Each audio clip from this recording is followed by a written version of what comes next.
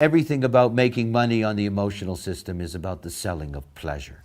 It's about, it's like the biggest business on the internet by far is sex. The selling of pleasure, the selling of eye candy. People make a fortune selling eye candy. This is simply a reality. We are deeply, deeply, deeply turned on by the pleasure principle. And half of humanity is here to be sold pleasure. My pitch to you is the pleasure that can come with being yourself. It's just, if you learn to avoid if you can get past avoiding confrontation with the truth of what you are, you can find the pleasure of what it is to be you. And it's a really nice pitch. It's true. That's the advantage of our knowledge. But again, to see that the pitch only works when it comes out of that open center. So when we come to the gates that are moving out of the root and they're pointing towards the emotional system, we are looking at the adrenalization of emotions. Udi. And we're looking at something else. What the root tries to do is that the root tries the best it can to fix the wave. And in fact, it does in a sense. If you have an open emotional system and you've got a gate coming out of it and somebody comes along and fixes it, they do in fact fix the wave for you. In other words, you're not open to all of the volatility, you're being fixed in a certain way. And everything about the root is trying to fix the wave, to hold it still in that sense. Right? We begin with the 41st gate, and we begin with, what is the natural beginner, the natural start for us, which is the codon, the initiating codon of the 41st gate. And it is about fantasy, the pressure of fantasy. See, there's something to understand about the third line, is that you can never understand a third line without understanding its motivation. And its motivation is the third color. And the third color is about desire and need, So it's one of the things to understand the underlying, deep underlying motivation of the third line material mutative plane is desire. And here in the 41st gate, do we ever have desire? Let me sell you a fantasy. Oh, that really works, eh? Selling fantasy. We sell fantasy all the time. And you can motivate, the true selling of spirituality, as you'll see, is in the 19th gate. But the 41st gate, everything from the root center over to the emotional system, they all carry with it this underlying, sell you something you can't get to. Sell you something you can't get to. That always keeps you a customer.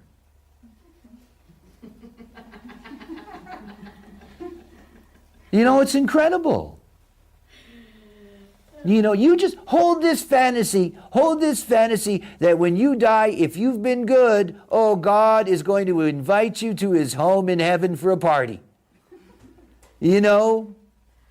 Golden avenues and smiling angels and shit, all your ancestors are waiting. Everybody's going to be there. Party, party, party, party. Oh, hold on to this fantasy, you idiot. And by the way, while you're holding on to this fantasy, it costs me a lot of money to keep on reminding you this. I have to live, I got to feed my children, I got to keep this building going, I have a secretary. Do me a favor here, I'm supplying the fantasy. You pay me. Turning on people's desire. Turning on their desire, the pressure to turn on the desire in others. Crank them up.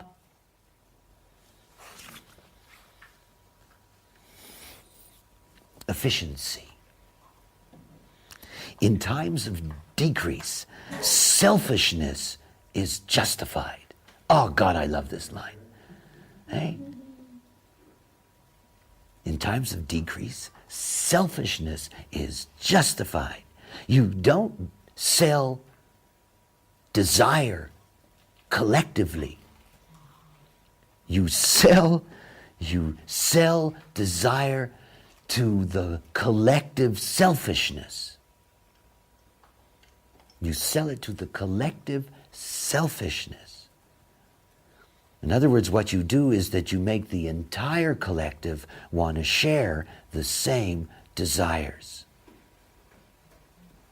You know, you have car companies in the world that make 200 cars a year. And there are probably 100 million men that will go to bed every night fantasizing driving one of them and will never get behind the wheel. You know? The power of desire. And the power of desire, when it's attuned to only your selfishness. Only your selfishness. I don't care if it doesn't make sense. I want it. You know? I don't care if it's crazy. I want it. And how do you sell that? It doesn't matter. Go get it. That's me, eh? My open route. Doesn't matter. Go for it. Doesn't matter. Doesn't matter. Leave it all behind. Doesn't matter. No choice. No choice. Oh, desire is lovely. Material ambition and the discipline to go it alone, eh?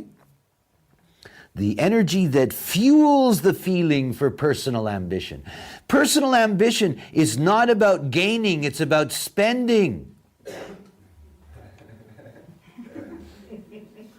You know, the other side, the splenic side is, oh, well, we're earning this money and we've got to earn it, we got to bring it in, we got to bring it in, we got to bring it in, we got to bring it in. The other side is the pleasure principle. We got to put it out, we got to put it out, we got to put it out, we got to put it out. You know, I want to buy my pleasure. I want to buy my pleasure. I want to buy my pleasure. And all the time, the head center in a cabal with the root center is selling me desire. You know, there's the illuminated head center world on television, you know, advertising. There it is, selling desires. You too can have a body like me, you know. All right, go for it. Selling desire. Selling you things you will never need. Remember, the open head center thinks about things that are not important to it. Look at all the things that you have and recognize how many of them you just don't need. I got a house full of shit I don't need. You know, I don't need it. You know, selfish desire. You know, it's like, oh, right, I got to have that. You know, and I got to have that.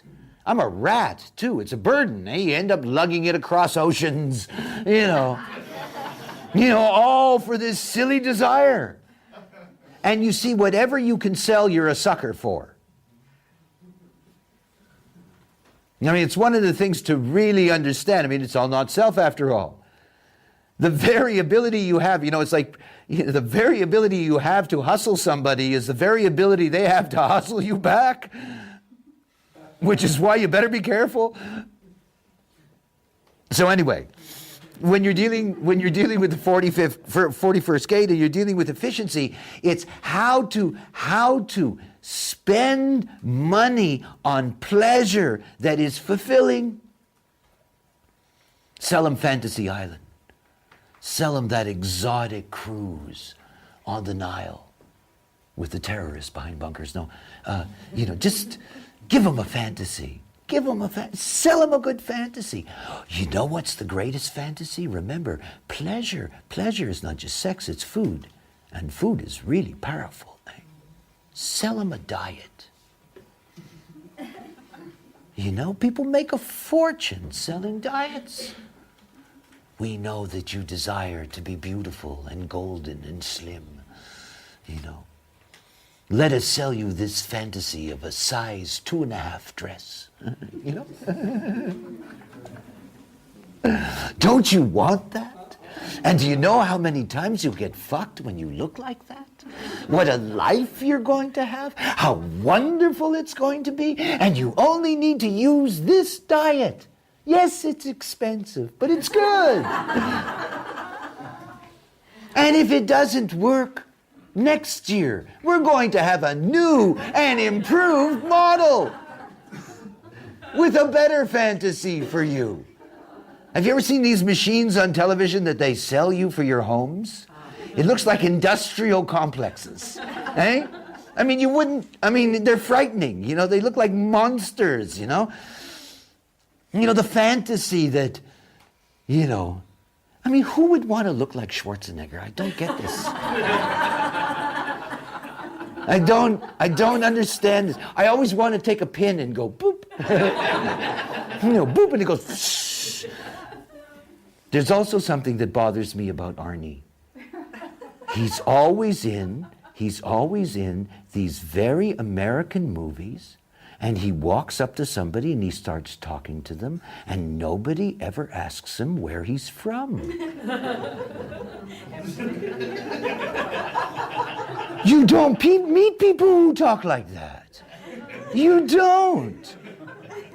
You know, the guy gets on a bus, he starts talking like somebody from another planet. Nobody ever says, "Where are you from? What is that accent?" You know? Nobody pisses me off. And the guy wants to be a politician.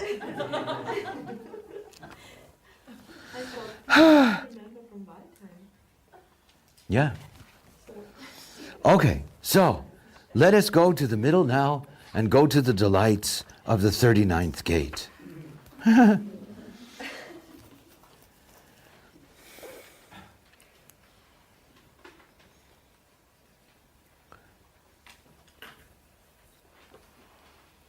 The selling of romance. It's one of the biggest businesses in the world. The selling of music. It's one of the biggest businesses in the world. You know, this is all about selling romance. It's all about trying to get people to fall in love with things, to fall in love with them. These are people that have a romance with their work, you know. They have a love affair with the job, you know, whatever the case may be. But this is about the selling of romance. It is about the provoking of the spirit. And it's about bringing out the romantic quality of pleasure, the delight of consuming. This is the great consumer here in the 39. This is the great provocation of consuming, taking in, and taking in to find the things you fall in love with.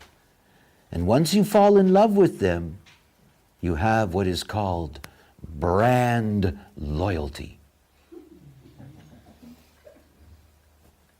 It's really mundane, folks.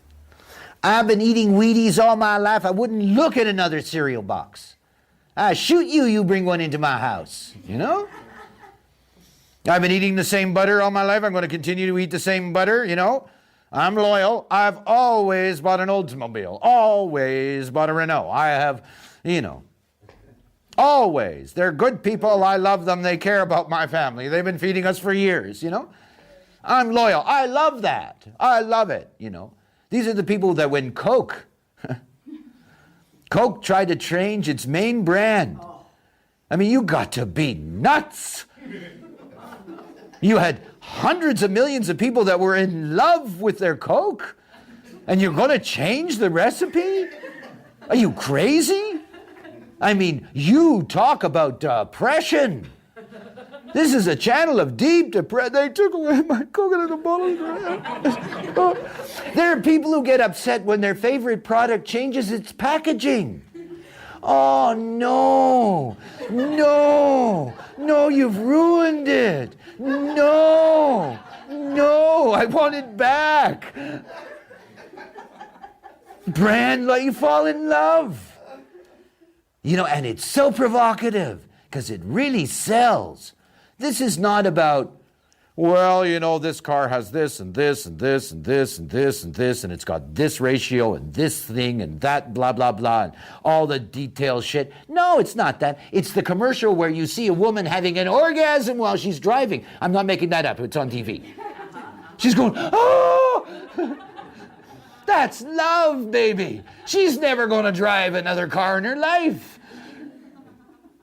You know, and she's going to stay with that model forever. What a great provocation. Oh, I love it. I'm not going to change. You know, you can't get me to buy your product. I love mine. You know, it's powerful stuff. The line is great, though. Responsibility. Right? The avoidance, avoidance, it's one of the deepest themes of the emotional system that it pressures. The avoidance of confronting obstacles if failure puts others at risk. Now, one of the things about this is, if you don't love the product, it puts everybody at risk. Because you'll never be successful. You'll never be successful. You have to genuinely love what you do. And it's one of the great lessons of the 39th gate for life itself, and one of the primary pressures of the material way is to love what you do. You either love it as yourself, you love it as your life, you love it as your work, whatever it may be. But to love what you do is essential. It's one of the great teachings of self-love, is that when you operate correctly and you get rid of your inferiority complex, you know, you can begin to see that what you enter into correctly, you have a different bond to it, and you can fall in love with it. I mean, truly fall in love with it. There's this great romance. And what you fall in love with, remember, this goes back to truth doesn't stand alone. This goes back to the fight of the 38th gate that, you know, you've got to fight with those who will stand beside you and fight, and you can't love it alone. And I'm talking about business. You can't be the only one that loves it. That's why I brought up the testimonial. You can't be the only one that loves it. You've got to empower other people to love it. You know, the 39th gate is a tease. You know, it's one of the great ways in which we get our fires of passion turned on, is that we're teased. You know, have you ever go into a modern paperback bookstore? It looks like everybody is having sex on the covers, even if it's about dogs.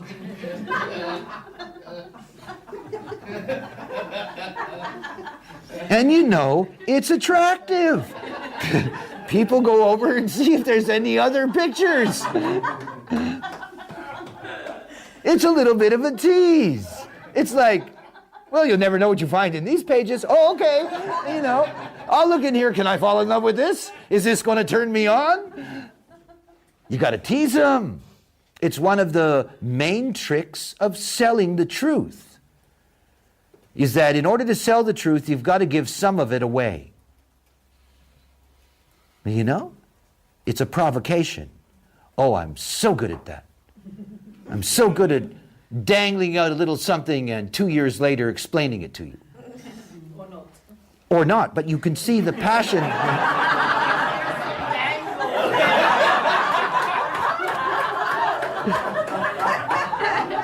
Was that on film? Oh. It's okay, I'm retired.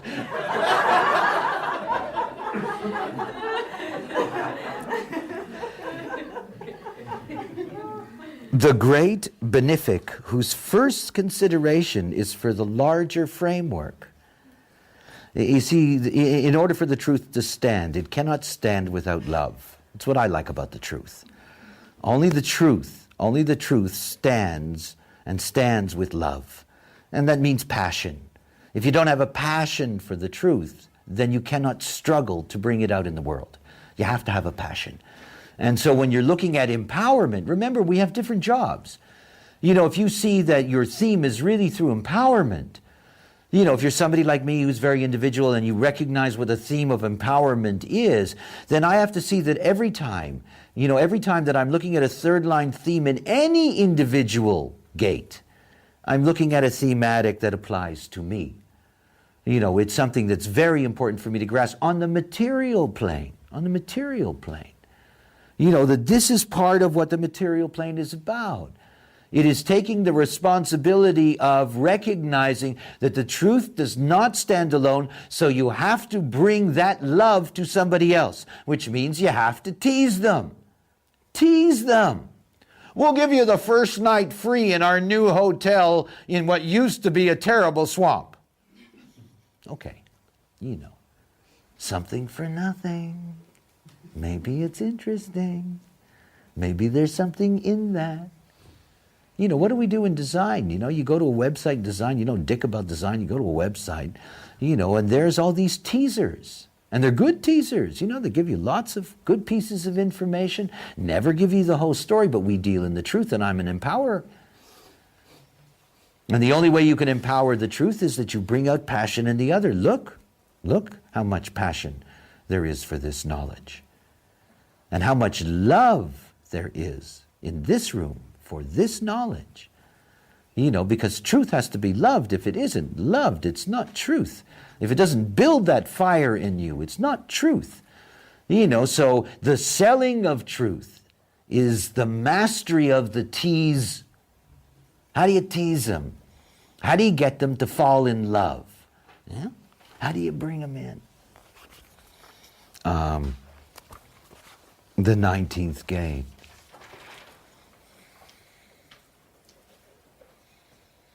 We have a great mutative phase that's happening in our evolutionary process. We've all had long times to discuss this. The transformation in 2027, the rave children, the transformation of the solar plex system, the mutation that's taking place in the histidine codon, the mutation that as a result is taking place in both the 49th gate and the 55th gate, though the 55th gate is the primary place for mutation. When the mutation takes hold in the 49th gate, the channel 1949, the channel of synthesis will collapse. It will collapse. That collapse will lead to many things. It will lead to a radical change in the viability of the human diet. Something very important to understand about eating. The stomach is in the ego center. The only cross-special connection we have that directly connects to the stomach is our cross-special connection with reptiles, with fish, and with birds. The only natural animal, the only natural creature that we are here, the only natural creatures that we are here to take into our bodies, the only ones that we are designed to naturally digest are either reptile, fish, or fowl. So it's something to recognize about the nature of our stomach and the nature of eating. The second thing is that we have the 1949. Now the 1949 is a mystical channel. And it's through this mystical channel that we have one of our three cross-special connections to mammals. And it's through this channel, through the 49th gate of revolution, the gate of the butcher, the gate of the sacrificer and the sacrificed, that we have the ritual slaughter of animals, and we have the deification through animism out of the pressure of the 19th gate of these animals into the hierarchy, into a special place of recognition. It is not natural for our stomachs, the eating of meat. As a matter of fact, the eating of mammals is only possible when there is the presence of the 4037, because the 4037 brings the meat to the stomach naturally. And that the only way that meat can be eaten in a healthy way is that if it's eaten in groups. I was enjoying that yesterday at the lunch, that there was a whole bunch of us eating beef. And there was this huge aura, and it was full of 4037s and, the 3955 energy and all of that. Within that context, as ritual, it's correct. Thing to recognize about rave children, solar plex altered children, it will not be possible for them to eat meat. Not be possible. In other words, this will not be an intellectual decision. This will not be a taste decision. They will simply regurgitate it immediately. They will simply not be able to hold it in their body. They will not be able to use meat. So it's one of the things to see is that we're going to go through a dietary change, and it is a strong recommendation of mine that, eat meat in the company of others. That's a really good idea. But fish and fowl, most of you won't eat reptile. Fish and fowl, though I can recommend snake, fish and fowl is something that is naturally healthy for us, and it's the proper meat to bring into our body. That digression's for a purpose. And it's for a purpose in the sense that we're dealing with food and food resources.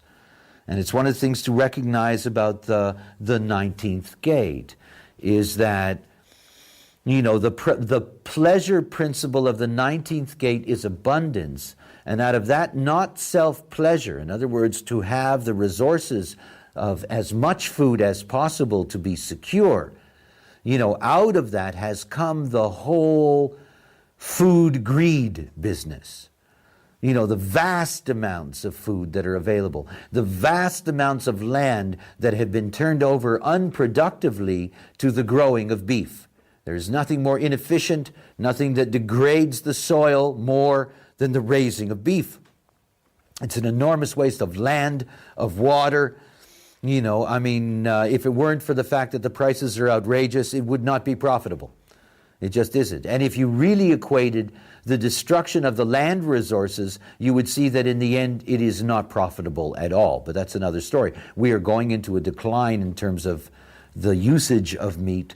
We've already seen here in Europe epidemics of diseased animals because our greed has forced us to raise them in appalling conditions, to feed them in appalling ways, in order to be able to satisfy this spiritual greed. Spiritual. See, the 19th gate, it sells dedication. That's the third line. Okay? Receptivity to approach can only be maintained through vigilance. The natural ease with which communion is maintained. Sensitivity and ease fueled by acceptance by others. Now remember, we're dealing with a tribal support gate. And we're dealing with the pressure to be dedicated, the pressure to be vigilant, and the pressure to be dedicated and vigilant in securing the forces. We call them armies and the police and, the food certificate board and the drug, whatever organization and this and that and on and on and on and on and on. The 19th gate carries with it a pressure to control the territory of pleasure and food through dedication and vigilance. I am going to protect our food. Right now in the West, the selling of security systems is at an all-time high. The selling of $200 a day bodyguards is at an all-time high. And this is all coming out of the 19th gate and the pressure of the 19th gate to preserve one's territory and its resources. Great money in that. Now, of course, the ultimate policeman is God. Well, it's true, no? God's the ultimate policeman or policewoman. She's black, she's from Nubia or something. But whatever the case may be, whether it's a mythical he or she, they're the police. If you're bad, not only am I going to punish you, but I'm going to punish your seed. I'm going to punish your mother, your father. It's like when the Israelis get a suicide bomber and they find out their address. They go bomb the family house. Until the 75th generation. And the gods of the East are no better. Next life. Good karma this time. Good karma next time. Be good. Good dharma this time. Good karma next time. Yeah. Let me sell you the territory of heaven. I'll give you a key. You die killing this American bastard, and you get 72 virgins, baby. Here's the key. selling dedication and vigilance. Out of this you get peace marchers who kill. People who want to save animals from torture, who bomb laboratories with scientists inside. You get every kind of madness you can imagine, and all with great vigilance. And if you want to make money from this, oh, you can. Oh, boy, can you ever. We're going to protect you. We're going to make you secure. We're going to guarantee you always have your resources. It's the tribe, after all. Where do you think the Japanese got life contracts from? This is a 19th gate business. Right? 19th gate. Right? For life. For life. You guarantee it, and I will give you my dedication and my vigilance. But you guarantee me my resources. There's a fantasy in that. Now it's all being taken away. And they're upset, obviously. Support mechanisms. So one of the things to see about the 19th gate is that the 19th gate sells the pressure to be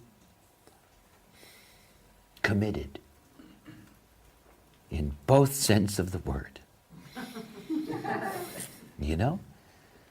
This is all about the driving force behind the potential of blind dedication and vigilance to resources.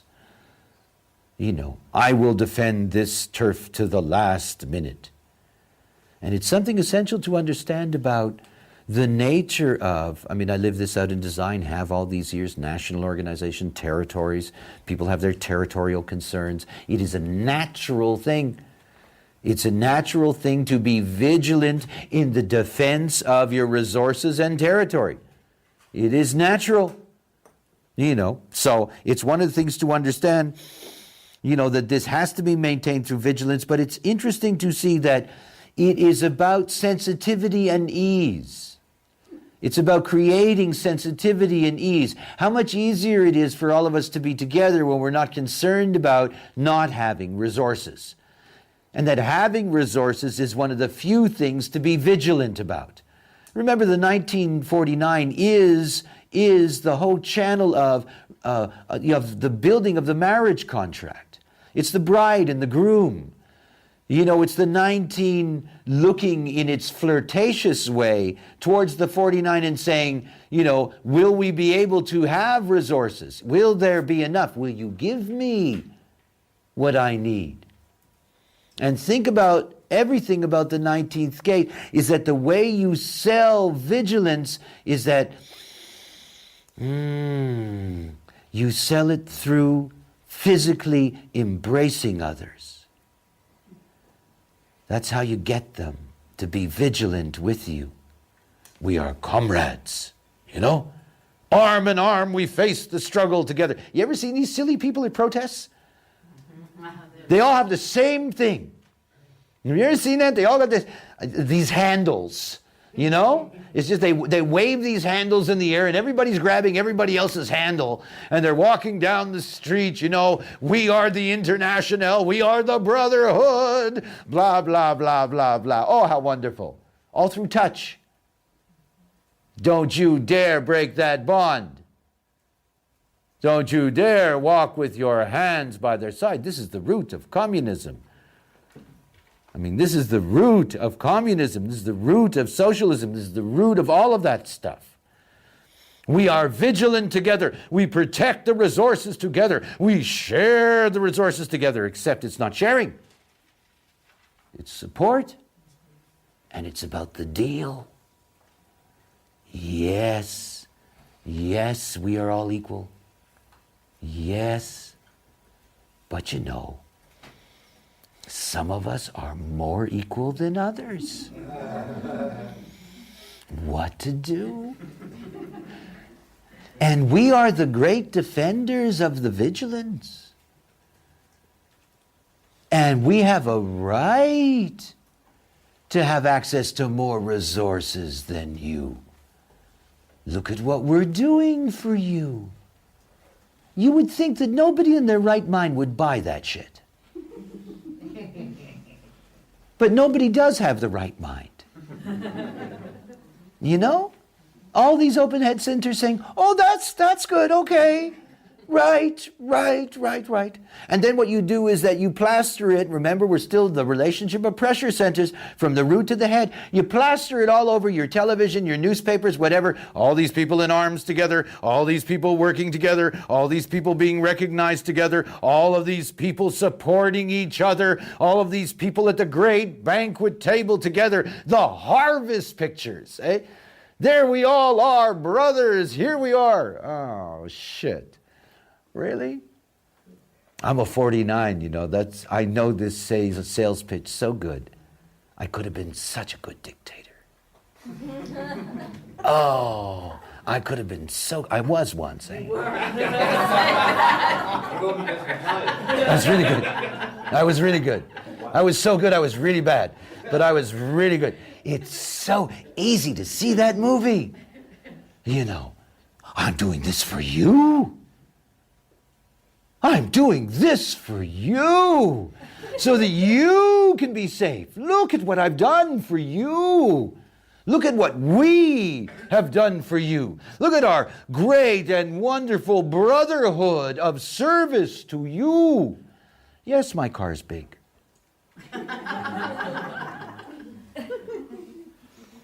And I have a refrigerator. Na, na, na, na, na. Yeah. And you know how they do that. You know how they get there. You know how you become a dictator. You take the food from those who have and you give it to those who don't. That's how you do it. It's really simple. It's so simple. Because then they believe you. You know, you go in, you kill all the intelligentsia. I mean, who needs that shit, eh? You kill all the intelligentsia. You know, you get that done in a moment. You know? You go ahead and you put on some really wonderful open market, here's food. You know, you give everybody food, you give everybody land, you tell them they can all work together in happiness and brotherhood and blah, blah, blah. You loot the bank accounts. That's another story. After all, you got to grease the dictatorship. You kill those who have, and you give to those who don't, and they will serve you. Amazing. Saddam Hussein came in on a coup, eh? A coup d'etat, 1978. Came in with the promise of chicken in every pot. Well, okay. The people so easily fooled. So easily fooled. What a great market vigilance is. It really is, eh? Where am I going to go? Okay. Otherwise, I'll stay there too long.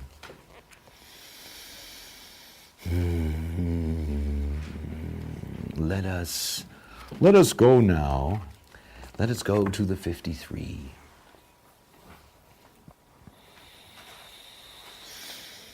The material way and the material way in which it operates for the collective and the individual is outside the nature of the tribe, outside the nature of support and the deals and everything else.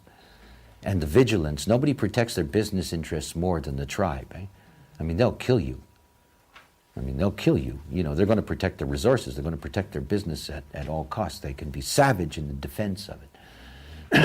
When you're dealing with the individual and you're dealing with the collective, you're dealing with established or the potential of established frequencies that we call format energies. And remember that in this context, the nature of the working world is established through three frequencies. There's only three frequencies to the working world, and I say that in the sense that, the sacral center defined is the center of work. So when we're looking at the format energies, we're looking at three specific frequencies of work, of the workplace, and three frequencies in the way in which life is generated to the outside world. Remember that the Maya is maintained by generators. So everything about the illusion we live in, everything about the world that we live in is generated by the 9 gates of the sacral center. I mean, that's really something to consider. So here what we're looking at is, we're looking at the pressure to establish certain specific frequencies. When we're dealing with the abstract, and we're dealing with the 53rd gate, again, we're dealing with the gate of beginnings, the idea, the root of freedom, the freedom of the not self of the root center. You know, I got to get things done quickly in order to be free. That freedom can be seen as an archetype in the 53rd gate. 53rd gate says, I need to be free to start things. I need to be free to start things. I want to be free to start things. I want to be able to get things going. And to get things going, the theme, the frequency is practicality. Third line, in its most natural position, the concentrating on avoiding conflict to ensure protection and continued development. Avoiding conflict. And this is one of the keys to the experiential process. And it's one of the keys to abstract money making, is the avoidance of conflict. And so what you have is no conflict service. You know, this is something that I learned about very quickly, the difference between, for example, North America and its long-standing entrepreneurial, service-oriented culture. And what I met when I came and have spent the last 20 years in Europe. When you go into a shop in America, 99.99% of the time, you're going to meet somebody who enthusiastically greets you and wishes to offer their service. I mean, enthusiastically. Okay? There's a problem? Oh, what is it? You know, in America, there's this saying, the customer is never wrong, or the customer is always right. You know, the customer comes back with the whatever it is, and they don't like the fact that the side of the box that it's packaged in was torn. You know, the policy of most places is give them a new box. Just give them a new box. Don't fight with them. Don't have a conflict with your customers. You're never going to make money having a conflict with your customers. And if you have a conflict with your customers, they're not going to desire, same circuitry, they're not going to desire to do business with you anymore. And you will not be their fantasy, you know? They will not recognize you as somebody that can fulfill their desire for this thing or that thing or whatever. So one of the things to recognize is that the moment that you get to frequency, what you get to is, how do you handle the customer?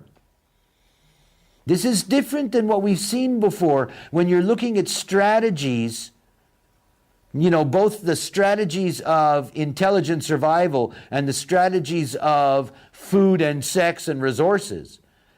Is that what you're looking at here when you're moving from the root center into the sacral system, is that you're looking about how to deal with those who can bring you income as clients, as customers, as whatever. In other words, this is a technique about getting to them, and it's all about the frequency. And there's only 3, so you don't have to be a rocket scientist. Okay, so the first thing to recognize is that if you're selling desire, you have to have the highest levels of customer service. Because if you're selling desire, you're not going to get satisfaction all the time. You're going to get what desire leads to, crisis. You told me that this was going to be wonderful. You lied. It's okay, honey. We'll give you your money back. We're really sorry. It was a bad day. I know that your hair looks awful, but you know, hopefully next time, you can bring in your children for free next week. No, we won't do the same thing. You know, you're going to sell fantasy. You got to sell high-level customer service. Otherwise, it doesn't work. Desire needs that because desire is so nebulous. How easy it is for people to be disappointed with their expectation. I mean, after all, everything about the abstract is you're selling expectation. If I go to this luxurious place, you know, in the tropics, I'm going to have this miraculous, romantic, wonderful vacation in the sun, you know, and then it rains and the place is full of cockroaches and, you know, it's like, oh, you know, and that travel agency, it's like, We'll give you another ticket. It's okay. Complimentary. We'll put you up in a 4-star hotel. We'll do this. If you're going to sell desire, you have to sell the highest level of service. So it's something very important. And obviously, those beings that are coming out of the root, this is their potential. This is one of the avenues that is there, money-making avenues, to teach and to sell those kinds of services. In other words, to make sure that there's a practical infrastructure for dealing with the frequency of desire, dealing with it. And remember that the whole thing about desire is to get people to the other end so that they can look back and say, oh, that was so nice. And these people, I tell you, the moment I had a problem, they were right there. They were so helpful. They were so nice. These people make a fortune for you. They tell their friends, oh, really? Because things never go right in the desire business. They don't. There's always something that's going to go wrong. There's always some little hitch, some little problem, the toilet clogs up. There's always something. The electricity goes off. There's always something. And if you're pitching expectation, you got to deliver the service. People don't mind that things go wrong. Third line way. People don't expect everything to be perfect, but they do expect to have service. If you don't give them the service, they never come back. They can actually have a terrible time, but if you treat them like gold, they'll use your service again. And hopefully the next time, because there is a law of limitation. You can only send them to rat-infested resources once. The second time you really better look after them. Okay, let's go over to the other side of the collective.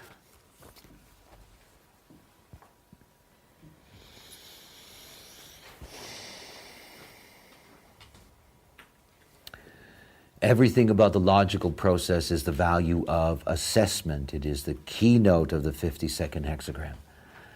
And assessment is about focus and concentration. It is. And when you're dealing with the 52nd gate, one of the things about selling the future is you can't sell the future without controls. Oh, think about the way things work. Remember, we're servicing the client. Now, you can't sell the future without controls because the future is unpredictable. You've got a pattern. You've got a pattern. And what you're trying to do is control people to the pattern. So, for example, it doesn't do you a lot of good when you're selling somebody a diet to provide them with good service. In other words, they get fat and they complain. There isn't a hell of a lot you can do for them. So it isn't going to be worthwhile for you, to provide high-level service for people on diets. That's why you get a zillion diet books and they don't give a shit about you. However, it can be successful, sort of, if you have control. And the future is about control.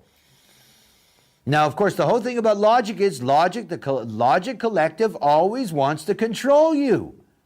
Always. And it's always selling you on the advantages of being controlled. Now, that's a really nice pitch. This is the way in which, the logic serves you. How nice. We serve you by controlling you. External enforcement of inaction. External.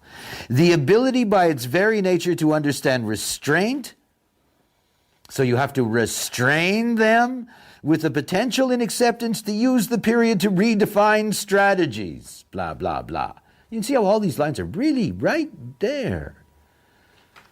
And when you're looking at controls, all you're looking at is that in order for logic to make money, you have to control them. Got to control them. Well, here's the Human Design Educational Program, and we want to get to a point where people are awake at the end of the program. So we have this control mechanism that we're going to institute for the logical future. You're going to have to do step 1, you're going to have to step 2, we're going to check it out, we're going to make sure you're really doing it, we really are going to control you, and when you get to the end, you're going to be very happy, and we will have made a good deal of money in doing all that. Selling the value of control. Oh, the collective loves it. See, for the collective, it's one or the other. If you're not going to control me so I feel safe, then back me up when I'm on my own and provide me with good service. You know, it's the same movie, just the other side of the coin. The collective process. And the collective process from the root to the sacral is about dealing with the other and keeping them involved as clients and customers. Don't you love the fact that I control this for you? How easy I make your life. How easy everything is for you. I organize things for you. You know, everything's laid out for you. You know, you sell the fantasy of a vacation and then you see what people do in order to make sure that they have a good time. You know, you have travel agents that send somebody with you that control you the whole way. You know, take you to the right restaurants, put you in the right hotel, take you out in the morning to piss, take you at night to, take you to the right club, take you home before you're dead drunk, go on and on and on. That's the business of the collective. Let us control you one way or another so that you can keep on feeding us so that we can have resources. And finally for today, which is really appropriate, limitation, because that's where I'm at right now.